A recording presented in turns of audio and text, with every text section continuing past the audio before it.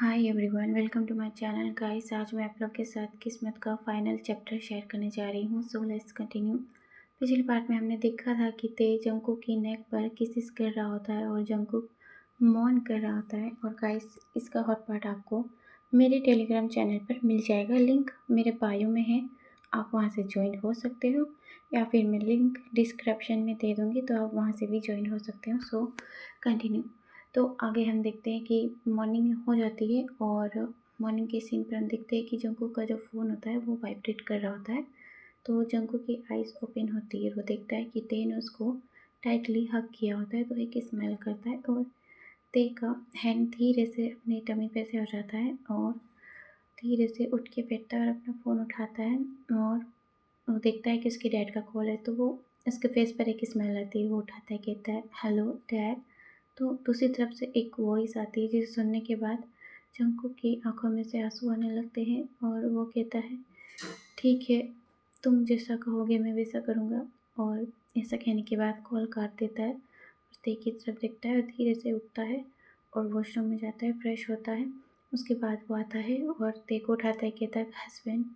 तो ते उठता है, कहता है यस बेबी तुम उठ गए। ऐसा कहने के बाद उसको गले लगाता है और उसे मॉर्निंग किस करता है। तो जंकुक भी उसे किस बैक करता है और थोड़ी देर बाद जब ते जंकुक से अलग होता है तो जंकुक कहता है हस्बैंड मुझे घर जाना है। तो ते थोड़ा सा शॉक होता है कि हम कल ही तो आए हैं और जंकुक को आप ही मॉर्निंग में जाना है। तो ते कहता है व्हाट हैपन बेबी, कुछ हुआ है क्या, तुम ऐसा क्यों कह रहे हो, तुम्हें अच्छा नहीं लग रहा है, तो हम कहीं और चलते। तो जंकुक कहता है नहीं, मुझे मॉम डैड की याद आ रही है। तो ते कहता है तो बेबी तुम उन्हें कॉल पे बात कर लो। तो वो कहता है नहीं, मुझे मॉम डैड की याद आ रही है हस्बैंड, मुझे घर जाना है। ऐसा कहकर वो ते को हक कर लेता है। तो ते कहता है ओके बेबी बनी, हम घर चलते हैं, ठीक है, तुम थोड़ा सा ब्रेकफास्ट कर लो और तुम्हें पेन हो रहा होगा ना।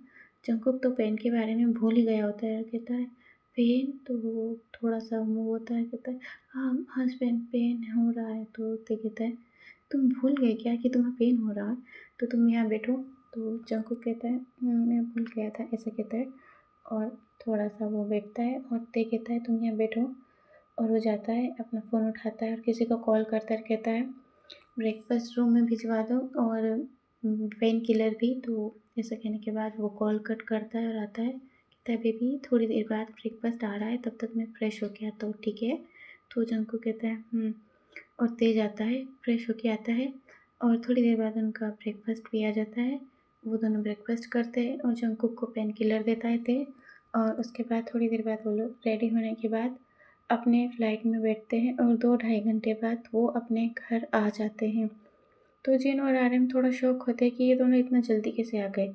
तो जंकुक आता है और ते भी आता है। तो जंकुक आने के बाद सीधा ही जिनू को टाइटली हग करता है और उसकी आंखों में से एक आंसू निकल जाता है। वो जल्दी से वाइप करता है, किसी को दिखाता नहीं है। तो जिन कहता है बेबी क्या हुआ, तुम ठीक हो ना, और तुम दोनों इतना जल्दी आ गए। तो जंकुक कहता है मॉम मुझे आपकी बहुत याद आ रही थी, मुझे मुझे वहाँ पे अच्छा फ़ील नहीं हो रहा था, मुझे आपकी याद आ रही थी। ऐसा कहता है और फिर से जिन को हग करता है। तो जिन कहता है ओके बेटा तुम ठीक हो ना। तो वो कहता है कहता है मॉम मैं अपने कमरे में जा रहा हूँ रेस्ट करने। तो जिन कहती है ओके बेटा। तो जंकुक अपने रूम में चला जाता है और ते आता है, कहता है मॉम डैड। तो जिन कहती है ते कुछ हुआ है क्या तुम दोनों के बीच में। तो ते कहता है नो मॉम ऐसा कुछ नहीं हुआ है, जंकुक को आपको और डैड की याद आ रही थी इसलिए वो यहाँ पर आ गया है। तो जिन कहती है ठीक है और तुम जाओ उसको देखो। और वो दोनों भी कुछ नहीं बोलते हैं। तो तेज आता है, कहता है ठीक है मॉम, और वो अपना लगेज नीचे ही रखता है। वो जो उसके बॉडीगार्ड होते हैं वो सब लेकर आ रहे होते हैं।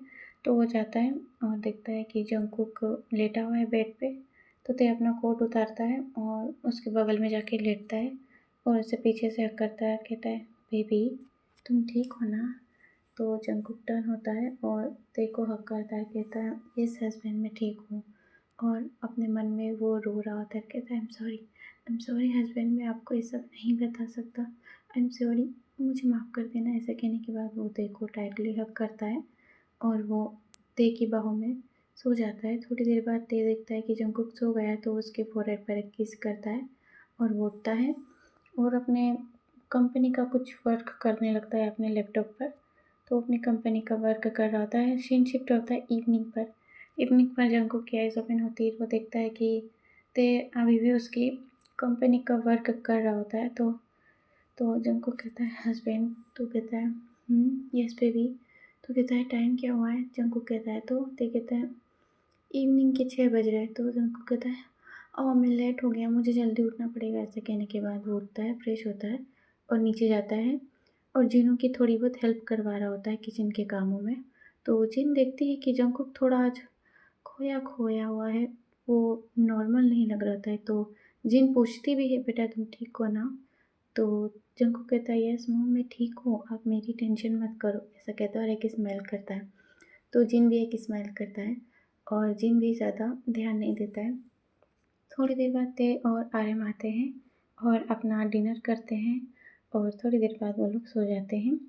तो रूम में देखते हैं हम टेकू के। तो ते आता है और जंगकुक को किस कर रहा होता है। तो जंगकुक कहता है हस्बैंड आज नहीं, आज मेरा मन नहीं और मेरी बॉडी में बहुत पेन है। तो ते कहता है मुझे पता है। ऐसे कहता है और एक फोrehead पे किस करता है और उसको टाइटली हग करके सो जाता है। हम मिडनाइट का टाइम देखते हैं। तो नाइट के 2:30 बज रहे होते हैं। जंगकुक की आइज़ ओपन होती है और वो ते की तरफ देखता है कि ते पीसफुली सो रहा होता है। तो धीरे से ते के हैंड अपनी बॉडी से हटाता है और अपना फ़ोन उठाता है और उस पर एक मैसेज करता है और उसके बाद मैसेज को डिलीट करता है, नंबर भी डिलीट कर देता है। फ़ोन फिर से साइड टेबल पर रखता है और धीरे से उठता है, अपना कोट पहनता है और बाहर चला जाता है रूम से और नीचे देखता है कि पूरे मेंशन में इस टाइम शांति हो रही होती है। और वो जिन और आर्यन के बेडरूम की तरफ देखता है कि उनके रूम का डोर भी बंद था। तो वो धीरे से मेन गेट की तरफ जाता है और डोर ओपन करता है और देखता है कि बाहर जो बॉडीगार्ड है वो भी इस टाइम सो रहे होते हैं। तो वो धीरे से बाहर निकल जाता है अपने मेंशन से। थोड़ा दूर आने के बाद एक कार आती है ब्लैक कलर की और उसमें बैठकर वो चला जाता है। और थोड़ी देर बाद हम देखते हैं कि वो कार एक जो टूटी फूटी कंपनी है वहाँ पर आके रुकती है, जो बंद हो गई होती है वहाँ पे आके रुकती है। और जंगकुक उस कार से बाहर आता है। उसके फेस पे डर साफ था और उसे इस टाइम बहुत ज़्यादा ही डर लग रहा होता है। तो एक बॉडीगार्ड आता है, कहता है यहाँ आओ। ऐसा कहता है, उससे रूड वे में बात करता है। तो जंगकुक उसके साथ चलने लगता है और हम देखते हैं कि वो बॉडीगार्ड एक अंधेरे से रूम में ले जाकर जंगकुक को छोड़ देता है। थोड़ी देर बाद एक मैन आता है, कहता है तो तुम आ ही गए। ऐसा कहता है और उसकी वॉइस सुनने के बाद जंगकुक की बॉडी काँप रही होती है। और जैसे ही लाइट ओपन होती है तो जंगकुक उसे देखने के बाद तो और भी ज़्यादा डर रहा होता है, क्योंकि सामने बोगम होता है। वो कहता है बेबी तुम आ गए, आओ मेरे पास आओ। तो जंगकुक धीरे धीरे जाकर कहता है मेरे मेरे डैड कहाँ हैं? तुमने उनके साथ कुछ किया तो नहीं ना? तो बोगम हंसता है, कहता है तुम्हारे डैड को तुम देखना चाहोगे? तो जंगकुक कहता है हाँ मेरे डैड, तुमने उनके साथ कुछ किया तो नहीं ना? क्योंकि बोगम ने जंगकुक के डैड को किडनैप कर लिया होता है। उसकी प्लानिंग जंगकुक को किडनैप करने की थी, लेकिन वो ते के होते हुए जंगकुक तक नहीं पहुंच पा रहा था, इसलिए उसने जंगकुक के डैड को किडनैप करा, जो कि बड़ी ही आसानी से उसने ये सब कर लिया। और बोगम एक शैतानी स्मेल करता कहता है कम विद मी बेबी, मेरे साथ चलो। ऐसा कहता है और आगे जा रहा होता है और उसके हाथ में स्मोक होता है, स्मोक कर रहा होता है, आगे जा रहा होता है। और जंगकुक धीरे धीरे लड़खड़ाते हुए कदमों से जा रहा होता है और एक रूम के सामने आकर वो रुक जाता है और बोगम टर्न होकर कहता है बेबी तुम्हारे डैड इसी रूम में है, रूम का डोर ओपन करो। ऐसा कहता है।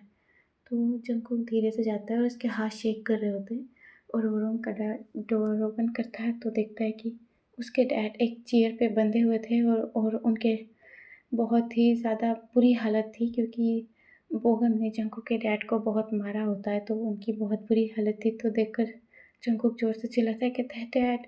ऐसा कहता है और उसकी तरफ भागकर जाने ही वाला होता है तो बोगम जंकुक के हैंड को टाइटली पकड़ लेता है, कहता है कहाँ जा रहे हो तुम, ऐसा कहता है और अपनी तरफ खींचता है और उसके गले को पकड़ लेता है। कहता है तुमने और तुम्हारे हस्बैंड ने मेरी लाइफ बर्बाद करके रखी है, ऐसा कहता है और वो सिगरेट लेता है और जंकुक के फेस पे लगाने लगता है। कहता है तुम्हारी वजह से मेरे जो भी ड्रीम था वो सब अधूरा रह गया।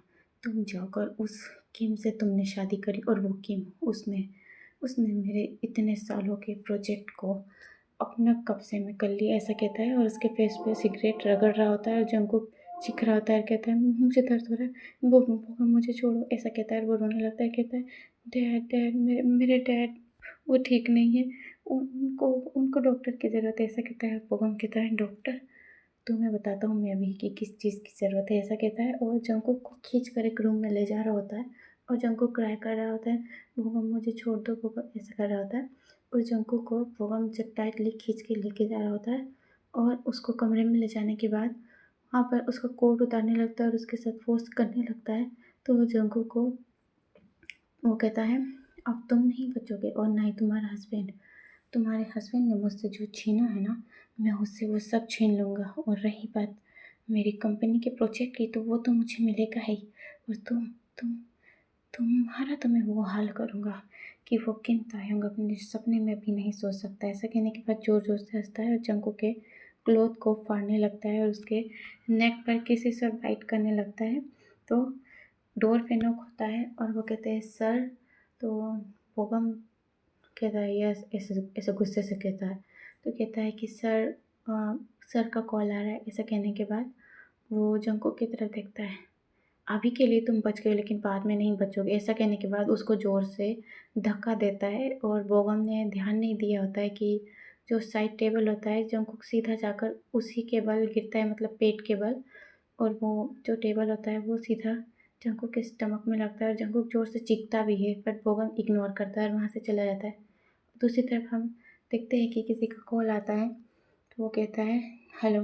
तो क्या उसका कॉल पे एक मैन कह रहा होता है वो कहाँ हो तुम और तुम मेरा कॉल क्यों नहीं उठा रहे हो, ऐसा कहने के बाद इतनी रूड वॉइस बोगम सुनता है। कहता है रिलैक्स डैड रिलैक्स, आपको मैं एक लोकेशन भेज रहा हूँ, आप इस लोकेशन पर आओ और आप यहाँ पर आओगे तो आपको जो हमारा सालों का जो ड्रीम है वो कंप्लीट होने वाला है डैड, आप बहुत ज़्यादा हैप्पी होंगे, ऐसा कहता है और ज़ोर ज़ोर से हंसता है और उसके डैड को ये लोकेशन भेजता है। कहता है डैड इस लोकेशन पर जल्दी आओ, ऐसा कहता है और थोड़ी देर बाद वो कॉल कट करता है और ड्रिंक करने चला जाता है। थोड़ी देर बाद दूसरी तरफ हम देखते हैं कि जो ते का जो होम होता है, ते वहाँ पर देख रहा होता है कि जंकुक वहाँ पे नहीं है। तो वो उसको याद आता है कि उसने जंकुक को एक लॉकेट दिया होता है जिसमें एक जीपीएस होता है। तो वो ट्रैक करता है क्योंकि ते जैसे ही उठा था तो उसने देखा था कि जंकुक है ही नहीं। उसने कॉल भी करा तो जंकुक का कॉल तो वहीं पे था और उसके डैड का स्विच ऑफ आ रहा था। आर्यन और जिन भी परेशान थे तो ते ने सब जगह ढूंढ लिया था, मेंशन में जंकुक नहीं था। तो फिर ते ने अपना कंप्यूटर ऑन करा और उस पर एक कोडवर्ड डायल करा और वो जो लोकेशन उसने देखी ना उसके बाद वो सीधा ही वहाँ से निकल गया और उसने कहा मॉम डैड मुझे जंकुक मिल गया है, मैं उसे लेने जा रहा हूँ। ऐसा कहने के बाद वो वहाँ से निकल जाता है और अपने कुछ बॉडीगार्ड्स को कॉल करता है, कहता है इस लोकेशन पर जल्दी से जल्दी आओ। और ऐसा कहने के बाद ते निकल जाता है। दूसरी तरफ हम देखते हैं कि उस लोकेशन पे एक ब्लैक कलर की कार आके रुकती है और उसमें से एक मैन बाहर निकलता है जो बहुत ज़्यादा ओल्ड था। एक मैन आता है और एक बॉडीगार्ड आता है, कहता है सर यहाँ आइए हमारे साथ, ऐसा कहता है और वो उसके पीछे पीछे जा रहा होता है। तो हम देखते हैं कि अंदर बोगम बैठा होता है, कहता है डैड डैड आप आ गए, ऐसा कहता है। तो जो जो बोगम के जो डैड होते हैं मिस्टर पार्क, वो कहते हैं हाँ मैं आ गया, क्या है तुमने ये क्या करा है, तुम मुझे यहाँ पर क्यों बुला रहे हो और ये यहाँ पर तुम कर क्या रहे हो। उसको कुछ पता नहीं होता है कि इसने उसके बेटे ने क्या कारनामा करा है। तो कहता है डैड कुछ ही देर बाद हमारा सालों का ड्रीम पूरा हो जाएगा। मुझे एक जो हमारा वो जो प्रोजेक्ट था ना जिसके लिए हम लोग इतने सालों से मेहनत कर रहे थे और उस किम तायोंग ने हमसे हमारा वो ड्रीम छीन लिया, वो हमें फिर से मिल जाएगा, ऐसा कहता है और जोर जोर से हंसता है। उसके डैड कहते हैं तुम पागल हो गए हो क्या, वो ऑलरेडी किम तायोंग के नाम पे हो चुका है, तो तुम किस किस ड्रीम की बात कर रहे हो। तो वो कहता है डैड आप चलिए तो सही, ऐसा जा कहता है। और वहाँ पे लेके जाता है जहाँ पे जंगकुक के डैड होते हैं। वो डोर का रूम का डोर ओपन करता है और दिखाता है, कहता है डैड देखिए। वो उसके डैड देखते हैं कि सामने मिस्टर जियोन चेयर पे बंधे हुए थे और वो बेहोश थे क्योंकि बोगम ने बहुत ज़्यादा ही उन्हें मारा होता है और उनके माउथ से और उनके सर से बहुत ज़्यादा ब्लडिंग निकल रही होती है। तो ये देखने के बाद मिस्टर पार्क को एक सदमा लगता है। वो ज़ोर से कि चिल्ला कर कहते बोगम ये क्या किया तुमने। ऐसा कहने के बाद वो बोगम की तरफ देखता है तो बोगम कहता है डैड जब घी सीधी उंगली से नहीं निकले तो उंगली टेढ़ी करनी पड़ती है, ऐसा कहता है और स्मोक कर रहा होता है। तो बोगम के डैड कहते हैं ये तुमने सही नहीं किया, अगर उस किम को पता चल गया ना तो तुम बचोगे नहीं, तुम्हारे साथ साथ पता नहीं वो मेरा भी क्या हाल करेगा। तो कहता है वो कुछ नहीं कर सकता क्योंकि उसकी एक एक कीमती चीज़ मेरे मुट्ठी में है, ऐसा कहता है। और कहता है उसका डैड कहता है और तुमने क्या करा है। तो बोगम कहता है कुछ नहीं डैड, वो जो रूम दिख रहा है ना उसमें किम तायोंग की जान है और वो जान मेरी मुट्ठी में है, मैं कभी भी उसे कुचल सकता हूँ, ऐसा कहता है।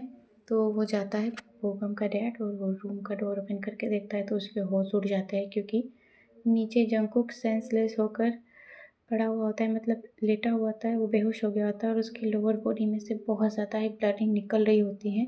तो ये देखने के बाद बोगम के डैड ज़ोर से चिल्लाते हैं बोगम ऐसे कहकर।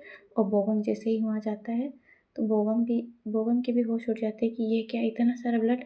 और बोगम के डैड ज़ोर से एक स्लैप करते हैं बोगम को और कहते हैं ये क्या किया, अगर उसकी तायों को पता चल गया तो तुम्हारी और मेरी खैर नहीं। ऐसा कहने के बाद उसके हाथ पाँव शेक कर रहे होते हैं क्योंकि जो जंगू की हालत थी ना उसको देखने के बाद बोगम के डैड बहुत ज़्यादा डर के होते हैं। बोगम भी डर के होता है कि ये क्या हो गया, मैंने तो इसके साथ कुछ करा ही नहीं, ना ही इसको कोई चोट पहुँची, तो इतना सारा ब्लड कहाँ से निकल रहा है।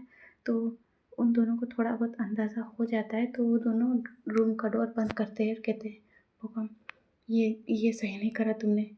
अब उस किन को पता चल गया तो हमारी खैर नहीं, ऐसा कहता है। उसका उसके माथे पे बहुत सारा पसीना आ रहा होता है तो वो रुमाल निकालता है और अपने काँपते हुए हैंड से साफ कर रहा होता है। तो बोगम कहता है रिलैक्स डैड, उसे कभी पता नहीं चलेगा कि उसकी जो जान है उसके साथ क्या हुआ, मैं उसे कभी पता लगने ही नहीं दूंगा, ऐसा कहता है। और उसके डैड को ले जाता है और चेयर पे बिठाता है, पानी देता है और उसके डैड काँपते हुए हैंड से पानी पी रहे होते हैं। दूसरी तरफ बाहर से सायरन की आवाज़ आ रही होती तो उसके डैड के हाथों से गिलास नीचे गिर जाता है। वो कहते हैं भूकंप लगता है उसके कीमताओं को पता चल गया, ऐसा कहता है वो। और वो बहुत ज़्यादा काँप रहा होता है और जो भूकंप होता है वो भी डरने लगता है। कहता है इसको कैसे पता चल गया कि मैंने इन दोनों को यहाँ रखा है। तो वो अपनी गन निकालता है और कहता है डैड डैड आप जाइए, आप उस रूम में चले जाइए। तो उसके उसके डैड कहते हैं नहीं, हम यहाँ से चलते हैं। वो उनकी लड़खड़ा रही थी ज़बान बोलते टाइम। तो वो कहता है डैड आप मेरा काम ख़राब कर रहे हैं, ऐसा कहता है। तो उसके डैड कहते हैं डैड नहीं, तो तुम्हें नहीं पता वो बहुत ख़तरनाक है, वो तुम्हें नहीं पता, वो दिखता कुछ और है लेकिन अंदर से कुछ और है, वो वो वो सीक्रेट माफिया है, तुम्हें नहीं पता। तो ये सुनने के बाद बोगम थोड़ा शौक में जाता है, कहता है सीक्रेट माफिया, ये दोनों डिस्कस कर ही रहे होते हैं। ते अंदर अंदर कहता है बोगम, ऐसा कहता है। तो बोगम टर्न होता है और ते को दिखता है कि इसकी बहुत ज़्यादा ही रेड आई उस और बहुत ज़्यादा ही गुस्से में था। तो वो कहता है मेरा हस्बैंड कहाँ है। तो बोगम कहता है तुम्हारा हस्बैंड, ऐसा कहता है और हंसता है। उसको बिल्कुल भी ते से डर नहीं लग रहा था लेकिन उसके डैड को पता होता है कि ते अंदर से कैसा है तो वो बहुत ज़्यादा ही डर रहा होता है। वो कुछ नहीं कह रहा होता, चुपचाप खड़ा होकर देख रहा होता है। तो तो बोगम कहता है तुम्हारा हस्बैंड, पहले तो मुझे वो प्रोजेक्ट वापस करो, मैं तुम्हें तुम्हारा हस्बैंड दे दूँगा। तो कहता है प्रोजेक्ट गया भाड़ में, मेरा हस्बैंड कहाँ है, मेरे हस्बैंड से बढ़ के मेरे लिए कुछ नहीं है, पहले मेरे हस्बैंड को लेकर आओ, मैं तुम्हें सब कुछ दे दूँगा। तो बोगम कहता है सब कुछ, तो कहता है हाँ सब कुछ। तो उसके बाद वो कहता है ठीक है मैं तुम्हारे हस्बैंड को लेके आता हूँ, पहले मुझे वो प्रोजेक्ट दो। तो ते इरिटेट होकर अपनी जेब से एक पेपर निकालता है, कहता है इसके लिए तुमने ये सब करा है ना, मैं तुम्हारे इरादे पहले ही भाग गया था लेकिन मुझे नहीं पता था कि तुम मेरे हस्बैंड को मेरे इनोसेंट हस्बैंड को टारगेट करोगे, अगर उससे कुछ हो गया तो मैं तुम्हारी पूरी हस्ती मिटा दूँगा, ऐसा कहते थे। तो बोगम को कोई फ़र्क नहीं पड़ रहा होता है, वो बस पेपर देख रहा होता है और उसके मन में बहुत ज़्यादा लालच आ रही होती कि पेपर के साथ-साथ तेल की कंपनी भी मिल रही है और उसकी प्रॉपर्टी भी। तो वो जैसे ही आगे जा रहा होता है ना, तो उसका ध्यान नहीं होता है कि ते के हाथ में भी एक गन है। उसके डैड रोक रहे होते हैं, "बेटा, बेटा रुक जाओ।" तो नहीं रुक रहा होता है। वो आगे जाता है जैसे ही, तो ते उसके लेग्स पर शूट कर देता है। जैसे ही बोगम झुकता है तो ते उसके हैंड पर भी शूट कर देता है, जिस हैंड में बंदूक होती है। और जो बोगम के बॉडीगार्ड्स थे वो ऑलरेडी सब मारे जा चुके थे और जो अंदर थे ना, उन पर ते के बॉडीगार्ड ने शूट कर दिया था। तो बोगम के डैड तो बस खड़े-खड़े देख रहे होते हैं, वो कुछ नहीं कर रहे होते हैं और ते आता है और बोगम के हेयर पकड़ता है और कहता है, "मेरा हस्बैंड कहाँ है?" ऐसा कहता है और उसके मुँह पर एक पंच करता है। वो फिर से एक और पंच करता है, उसके 2 पंच ने ही बोगम के जो ऊपर के जो दाँत होते हैं ना, वो दोनों ही दाँत तोड़ दिए होते हैं। तो वो कहता है, "तु तु तु तुम्हारा हस्बैंड, वो वहाँ वहाँ है।" ऐसा कहता है। उसकी आवाज़ नहीं निकल रही होती है क्योंकि 2 पंच में ही उसके दोनों दाँत टूट गए होते हैं। तो वो जाता है और बोगम को एक लात मारता है और जाता है रूम में, देखता है कि जंगकुक नीचे पड़ा हुआ होता है और उसके स्टमक में, मतलब जो उसकी लोअर बॉडी है वहाँ से बहुत ज़्यादा ब्लीडिंग निकल रही होती है। तो ये देखने के बाद ते की आँखों में से आँसू आते हैं और उसको अंदाज़ा हो गया होता है कि क्या हो रहा है। वो जाता है, कहता है, "बेबी, माई जान, तुम्हें क्या हुआ?" ऐसा कहता है और उसको उठाता है तो वो बेहोश हुआ होता है। उसको टाइटली हग करने के बाद वो कहता है, "कुछ नहीं होगा तुम्हें, मैं तुम्हें कुछ नहीं होने दूँगा", ऐसा कहता है। और वो जल्दी से उसको अपनी बाहों में उठाता है और कहता है कि जंगकुक के डैड को ढूँढो। और वो ऐसा कहने के बाद चला जाता है और एक बॉडीगार्ड को कहता है, "इन दोनों को पकड़ के मेरे बेसमेंट में लेके जाओ", ऐसा कहता है। और वो अपनी कार लेता है और अपनी कार में बैठता है और जंगकुक को अपनी बाहों में लेता है और ज़ोर-ज़ोर से, मतलब फुल स्पीड में कार चला के हॉस्पिटल जा रहा होता है। जल्दी से हॉस्पिटल पहुँचने के बाद वो जंगकुक को अपनी बाहों में उठाता है और डॉक्टर डॉक्टर कहता हुआ डॉक्टर के पास जाता है, कहता है, "मेरे हस्बैंड को देखो, जल्दी देखो मेरे हस्बैंड को", ऐसा कहते हैं वो। और वो लोग उन पहचान गए होते हैं कि ये कौन है। तो वो लोग जल्दी से उनके हस्बैंड को स्ट्रेचर पे लिटाते हैं और आईसीयू में लेके जाते हैं क्योंकि जंगकुक की हालत क्रिटिकल थी। तो वहाँ पे ले जाते हैं और ते बस बाहर घूम रहा होता है। वो बस अपने जो हैंड होते हैं ना, उनको मुट्ठी में करके बस घूम रहा होता है और उसकी आँखों से कंटिन्यू आँसू निकल रहे होते हैं। कहता है, "बेबी, बेबी प्लीज़ हिम्मत मत हारना, तुम्हें कुछ नहीं होगा। बेबी थोड़ा सा और वेट करो", ऐसा कहता है। उसको थोड़ा-सा अंदाज़ा हो गया होता है कि ये ब्लड किस चीज़ का निकल रहा है और उसकी आँखों से कंटिन्यूअसली आँसू निकल रहे होते हैं। 2 घंटे बाद का सीन देखते हैं कि डॉक्टर बाहर आते हैं और तेज आता है, कहता है, "मेरा हस्बैंड", तो वो कहते हैं, रिलैक्स मिस्टर किम, आपका हस्बैंड खतरे से बाहर है, लेकिन", तो ते कहता है, "लेकिन", तो कहता है कि, "सॉरी मिस्टर किम, आपके हस्बैंड प्रेग्नेंट थे और 2 वीक्स प्रेग्नेंट थे वो, और उनका मिसकैरेज हो गया है बिकॉज़ उनके स्टमक में कोई चीज़ हिट हुई थी, जो बहुत ही बैडली तरीके से हिट हुई थी, तो उनका बेबी अब नहीं रहा", और वो ऐसे कहते हैं और ते के कंधे पे 2 बार थपथपाते हैं और चले जाते हैं। और ते अपने घुटनों पर बैठकर रोने लगता है, कहता है, "मेरा मेरा अनबोल्ड चाइल्ड मेरा अनमोल चैन चला गया", ऐसा कहता है। वो रोने लगता है और उठता है गुस्से में, कहता है, "बोकम, तुमने तुमने मेरे मेरे अनमोल चाइल्ड को मुझसे छीना, मेरे आने वाले बच्चे को", ऐसा कहता है। वो जाता है जंगकुक के पास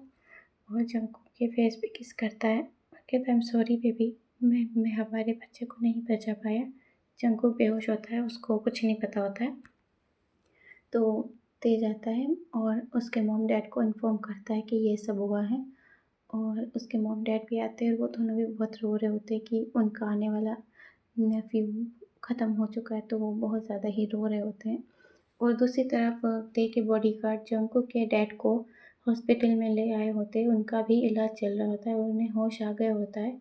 तो वो कहता है, तो उसके सन को बुलाने को कहता है, डॉक्टर से कहता है कि मेरे सन इन लोग को बुलाओ। तो ते जाता है, कहता है, "डैड", तो कहते हैं, "आई एम सॉरी बेटा, मुझे नहीं पता था कि मेरी वजह से ये सब हो जाएगा। मुझे मुझे डॉक्टर ने बताया कि मेरा बेटा वो प्रेग्नेंट था", और ऐसा कहता है, वो भी रोने लगता है। तो कहता है, "डैड, आप शांत हो जाइए, इसमें आपकी कोई गलती नहीं थी, सारी गलती मेरी है। मैंने ही अपने अपने हस्बैंड और अपने बच्चे की केयर नहीं करी, ऐसा कहता है वो। और उसके डैड को उसके हैंड को टाइटली पकड़ता है, कहता है डैड आप शांत हो जाइए। तो जंकुक के डैड जो रो रहे होते हैं तो ते एक इशारा करता है कि इन्हें बेहोशी का इंजेक्शन लगाओ, मतलब नींद का।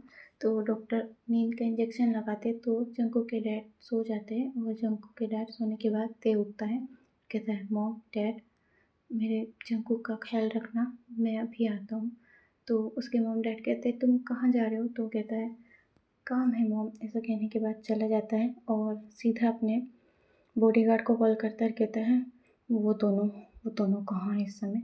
तो कहता है वो उसके बॉडीगार्ड कहते हैं सर वो आपके बेसमेंट में है। तो त्या कहता है ठीक है, ऐसा कहता है। और वही जो जंको के जो ब्लडिंग लगी हुई थी उसके कपड़ों पे, वही कपड़ों में कार में बैठता है और सीधा निकल जाता है अपने बेसमेंट की तरफ और जाता है और कहता है कोई भूकंप, तुम कहाँ हो भूकंप, ऐसा कहता है। और अपने मन में कहता है तुम्हारी वजह से मैंने अपने अनमोल चाँद को खोया, तुम बिल्कुल भी नहीं बचोगे। तुम्हारी वजह से मेरे जंकुक इस हालत में है, अब तुम बिल्कुल नहीं बचोगे, ऐसा कहता है। और गुस्से में जा रहा होता है और उसके बॉडीगार्ड को इशारा करता है। तो उसके बॉडीगार्ड वो सारे टॉय लेके आता है जो मतलब जंकुक मतलब जो ते यूज़ करता था ना उसके एनिमी को मारने के लिए। तो ते कहता है ये नहीं। तो उसके बॉडीगार्ड एक दूसरे की तरफ देखते हैं तो वो समझ जाते हैं कि वो किस चीज़ का कह रहे हैं उनके सर, उनके किंग। तो वो जाते हैं और वो सारी चीज़ें लेके आते हैं। तो जो मतलब तेज आता है और वो डोर ओपन करता है, वो देखता है कि उसके बॉडीगार्ड ने पहले ही इन दोनों की धुलाई कर दी होती है अच्छे से। तो वो जाता है और वो जो उसने जो चीज़ें मंगाई होती है, गाइस मैं उसका नाम नहीं लूँगी, यहाँ पर अलाउड नहीं है। तो जो एक करप नाइफ होती है उसको लेता है और जहाँ जहाँ पर उसका जो बोगम का जो डैड होता है ना, पहले तो उसको टॉर्चर करता है, उसकी पूरी स्किन निकालता है। और उसके बाद ना उसकी पूरी स्किन पर सॉल्ट डाल देता है, नमक डाल देता है, जिससे उसके डैड तड़प रहे होते हैं, चीख रहे होते हैं और उससे भीख मांग रहे होते हैं कि इससे अच्छा तो मुझे जान से मार डालो, इससे अच्छा मुझे मार डालो, ऐसा कह रहा होता है। वो बोगम देख रहा होता है कि उसके डैड की क्या हालत हो रही होती है। और थोड़ी देर बाद उसके डैड के ऊपर पेट्रोल डालता है ते और उसके डैड को ज़िंदा ही जला देता है। ये देखने के बाद तो भोगम की जो पैंट होती है वो गीली हो गई होती है, क्योंकि इतना डेंजरस सीन उसने अपनी लाइफ में पहली बार देखा था, वो भी उसके डैड के साथ। और उसने बहुत रिक्वेस्ट करी हुई होती है कि तुम्हारा एनिमी मैं हूँ, मेरे डैड को छोड़ दो, उन्हें कुछ मत करो, उन्होंने कुछ नहीं करा है। और फिर ते बोगम की तरफ आता है और जो गर्म नाइफ होती है कहता है तुम्हारी वजह से मेरा हस्बैंड आज इस हाल में है और मेरा अनबोर्न चाइल्ड जो वक्त से पहले ही चला गया, वो आने से पहले ही चला गया, तुम्हारी गंदी नज़र मेरी फैमिली पर पड़ी, ऐसा कहता है। और एक नाइफ उठाता है और सीधा बोगम की आइस में डाल देता है, जिससे वो गरम गरम नाइफ जैसे ही उसकी आइस में जाती है तो वो उसकी एक आइस फूट जाती है, वहाँ से ब्लडिंग हो रही होती है और ते अंदर डाले जा रहा होता है गुस्से में। और जो दूसरे जो होते हैं हथियार उन्हें भी लेता है। और ना गाइस मैं उसका नाम नहीं लूँगी, आप लोग खुद ही गेस कर लीजिएगा कि वो क्या है। तो उसे लेता है और ना उसकी जो बॉडी पे होते हैं ना, उससे ना वो घिस रहा होता है, जिससे कि वो उसकी पूरी बॉडी, जैसे कि हम कोई कद्दूकस करते हैं इस तरीके से, तो वो वैसे कर रहा होता है। और वो हम बहुत चीख रहा होता है क्योंकि उसकी एक एक स्किन को ते इस तरीके से नोच रहा होता है जैसे मानो कोई जानवर नोच रहा हो, कोई कोई भेड़िया या कोई शेर। तो उस तरीके से स्किन नोच रहा होता है उसकी। और ऊपर से वो जो स्किन पे जो जो कीड़े होते हैं ना जो खाते हैं वो डाल देता है और बस देख रहा होता है, एक चेयर लेता है और बैठ जाता है उस पर और स्मोक कर रहा होता है और देख रहा होता है कि बोगम कैसे चीख रहा है, जैसे जैसे वो कीड़े उसको खा रहे होते हैं। उसकी एक साइड बॉडी पर डाला होता है और जो दूसरी साइड बॉडी होती है उस पर ते कहता है पेट्रोल डालो यहाँ पर। और थोड़ी थोड़ी पेट्रोल डालते हैं और उसके बाद वहाँ पर आग लगा देता है। तो एक तरफ का जो उसका जिस्म होता है वो जल रहा होता है और दूसरी तरफ वो जो कीड़े होते हैं वो खा रहे होते हैं। तो ये सब भयानक सीन देखने के बाद ते के बॉडीगार्ड भी ते से डर रहे होते हैं कि हमारा सर जो इतना इनोसेंट दिखता है वो अंदर से इतना ज़्यादा डेविल है, ये नज़ारा भी उन लोगों ने पहली बार देखा होता है, क्योंकि इससे पहले ते ने ऐसा कुछ नहीं करा होता है। अपने जितने भी एनिमी होते हैं उन सबको उसने नॉर्मल ही मारा होता है, लेकिन ये भयानक सीन देखने के बाद तो उसके बॉडीगार्ड भी काँप रहे होते हैं कि बहुत ज़्यादा ही खतरनाक सीन हो गया था वहाँ का। और उसके बाद जब तक वो मर नहीं जाता तब तक ते वहीं पर बैठा रहता है, और जैसे-जैसे वो कीड़े उसको खा रहे होते हैं, वो आग लग रही होती है, तो वो भूकंप धीरे-धीरे मर रहा होता है, वो सेंसलेस होके मर गया होता है, और ते अभी भी वहाँ पे बैठा होता है और वो उसका गुस्सा अभी भी शांत नहीं हुआ होता है। तो वो बंदूक लेता है और जितनी भी बुलेट्स होती है सब की सब वो भूकंप के सिर में डालते ही जाता है, और वो उसके बॉडीगार्ड कहते हैं, "सर सर वो मर चुका है।" तो ते उसकी तरफ गुस्से से देखता है, तो उसका बॉडीगार्ड सर झुका लेता है। फिर ते बंदूक फेंकता है और चला जाता है वहाँ से सीधा हॉस्पिटल के लिए। और वो जाता है और देखता है कि जंगकुक को होश आ रहा है, और जंगकुक होश में आता है, कहता है, हाँ हस्बैंड। तो वो तिहत्तर कहता है, यस जान, मैं यहीं पर हूँ, ऐसा कहता है, और उसके पास आता है, उसके हैंड को पकड़ता है और उसके फोरहेड पे किस करता है। उसे कुछ नहीं बताता अभी कि क्या हुआ। तो कहता है, हस्बैंड मुझे क्या हुआ था? तो कहता है, कुछ नहीं मेरी जान, तुम बेहोश हो गए थे, तुम्हारे सर में लगी थी ना, तुम बेहोश हो गए थे, ऐसा कहता है। और उसकी आंखों से आंसू निकलते हैं और वो जंकुक को हग कर लेता है झुक कर। तो जंकुक कहता है, फिर मेरे स्टमक में इतना पेन क्यों हो रहा है? तो ते कहता है, बेबी तुम स्टमक के बल गिरे थे ना? तो जंकुक कहता है, हाँ मुझे याद है, जब मैं गिरा था तो एक साइड टेबल था ना, वो सीधा मेरे स्टमक में लगा था, उससे बात नहीं करते बन रहा था। ते कहता है, तो तुम बात मत करो, ठीक है, मुझे सब पता है, ओके। वो ऐसा कहता है। तो जंकुक कहता है, हस्बैंड डैड, वो उस चौथे कहता है, तो डोंट वरी बेबी, वो ठीक है, वो यहीं पर है, तुम प्लीज़ बोलो मत, तुमसे नहीं बात करते बन रहा है, तुम्हें पेन हो रहा है तो तुम बात मत करो। तो जंकुक कहता है, ठीक है, ऐसा कहता है। और थोड़ी देर बाद वो फिर से सेंसलेस हो जाता है, क्योंकि जो मेडिसिन उसको दी थी ना, तो वो जितना ज़्यादा वो सेंसलेस रहेगा उतना जल्दी वो ठीक होगा।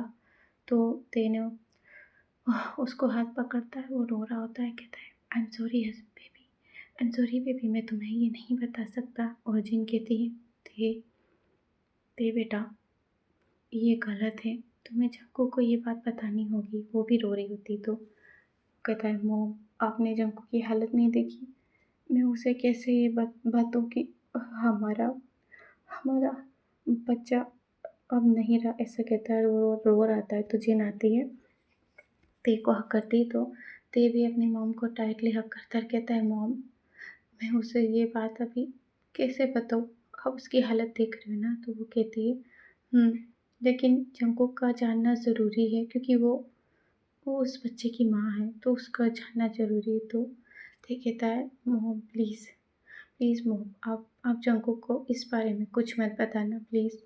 तो वो कहती है, ठीक है। डॉक्टर भी कहते हैं कि अभी उन्हें किसी भी तरह का स्ट्रेस या सदमा नहीं लगना चाहिए, वरना इससे उनकी हालत और भी ज़्यादा ख़राब होगी। तो जिन कहती है, ठीक है डॉक्टर।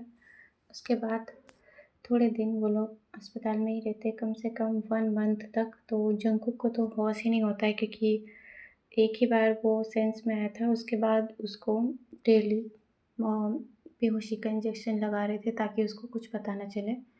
बट जैसे ही जंकुक ठीक होता है, वो होश में आता है, तो ते कहता है, बेबी तुम ठीक हो ना? तो जंकुक कहता है, मुझे यहाँ कितने दिन हो गए हस्बैंड? तो कहता है, बस 2 दिन। तो ऐसा कहता है और एक छोटी सी स्माइल करता है। तो जंकुक भी स्माइल करता है और जंकुक कहता है, डैड। तो उसके डैड ठीक हो गए होते हैं, तो वो आते हैं, कहते हैं, यस बेटा मैं यहीं पर हूँ।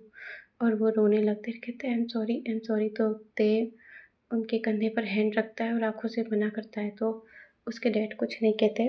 और वो फिर जंकुक कहता है, आप सॉरी क्यों बोल रहे हो डैड? तो कहते हैं, कुछ नहीं बेटा, मुझे माफ़ कर दो, मेरी वजह से तुम्हारी ये हालत हुई। तो कहता है, आप सॉरी मत कहिए डैड। तो ऐसे कहते हैं और फिर जंकुक को वो छुट्टी दिलाकर अपने घर लेकर आते हैं और थोड़े दिन वहीं पे रहते हैं जंकुक के डैड जंकुक के साथ। बट जंकुक को आज तक किसी ने नहीं बताया कि वो माँ बनने वाला था और उसका मिसकैरेज हो गया है। और ते ने ये बात मना कर दी थी कि जितने भी वहाँ पे उसके सर्वेंट है या उसके घर वाले उन सबको मना करा था। तो जंगकुक को ये बात नहीं पता होती है। और थोड़े दिन बाद का सीन देखते हैं हम कि अब जंगकुक पूरी तरीके से ठीक हो गया होता है, लेकिन अभी भी उसे ये बात नहीं पता हुई होती है। और ते ने ये डिसाइड करा होता है कि अब वो जंगकुक को ये बात कभी नहीं बताएगा, वरना पता नहीं कि उसके हस्बैंड के साथ ये क्या हो जाए अगर ये पता चल गया तो नहीं बताता है वो। लेकिन जंगकुक को एक दिन जब वो हॉस्पिटल जाता है तो अपना चेकअप कराता है, उसके बेली में उसको फिर से कुछ अजीब सा फील हो रहा होता है, जैसे कोई कुछ अंदर है। तो वो जाता है तो वो देखता है कि वही वाले डॉक्टर है। तो हो जाता है क्योंकि बहुत टाइम हो गया होता है। तो वो जाता है, कहता है कि डॉक्टर, तो कहता है आप अकेले? तो कहते हैं यस, मेरे हस्बैंड वर्क पर है और मैंने मॉम डैड को डिस्टर्ब नहीं किया और मैं अकेला आ गया, ऐसा कहता है। और एक स्मेल करता है तो उसके जो फैमिली डॉक्टर है वो एक फैमिली डॉक्टर ही, तो कहता है ठीक है सर आप आइए। तो वो आता है और चेकअप कराता है तो कहता है कॉन्ग्रेचुलेसन सर, आप फिर से प्रेग्नेंट हो। तो जंगकुक कहता है फिर से? तो वो कहता है जी आप फिर से प्रेग्नेंट हो, आपको नहीं पता क्या कि आप पहले प्रेग्नेंट थे और आपका मिसकैरेज हो गया? तो ये सुनने के बाद तो जंगकुक को एक शॉक लगता है। वो कहता है मिसकैरेज, ऐसे कहता है। तो डॉक्टर भी अपने होश में आता है। वो कहता है कि ये उसने क्या कह दिया, मिस्टर किम ने मना करा था। और वो कहता है सॉरी सॉरी यंग मास्टर, नहीं नहीं वो तो मैंने ऐसे ही कह दिया। तो जंगकुक कहता है सच सच बताइए कि क्या मैं प्रेग्नेंट था पहले? तो डॉक्टर कहता है जी जी सर आप प्रेग्नेंट थे और आपका मिसकैरेज हो गया था और आपके हस्बैंड ने मना करा था। तो ये बात सुनने के बाद जंगकुक बहुत ज़्यादा ही रोता है और उठता है और सीधा ही वहाँ से चला जाता है। तो वो डॉक्टर कहता है सर सर, और वो डर गया होता है कि पता नहीं अब क्या होगा। और वो ते को कॉल करके ये बात बता देता है। तो ते को बहुत गुस्सा आती है इस डॉक्टर पर, कहता है मैंने तुम्हें मना करा था ना, ऐसा कहता है। और कॉल कट करता है और सीधा घर जाता है और जंगकुक को ढूंढता है। तो देखता है कि जंगकुक गार्डन में एक कोने में बैठा होता है और अपने स्टमक पे हैंड फिरा रहा होता है और वो क्राई कर रहा होता है। तो ते आता है पीछे से और उसको हक करता है, कहता है आई एम सॉरी बेबी, मैंने तुम्हें ये बात नहीं बताई, आई एम सॉरी। तो जंगकुक टर्न होता है, कहता है हस्बैंड आपने मुझसे इतनी बड़ी बात छुपाई। तो कहता है आई एम सॉरी, मैं अगर तुम्हें ये बात बताता तो तुम्हें हर्ट होता इसलिए। तो जंगकुक कहता है फिर भी आपको मुझे ये बात बतानी चाहिए थी, मैं उस बच्चे की माँ हूँ।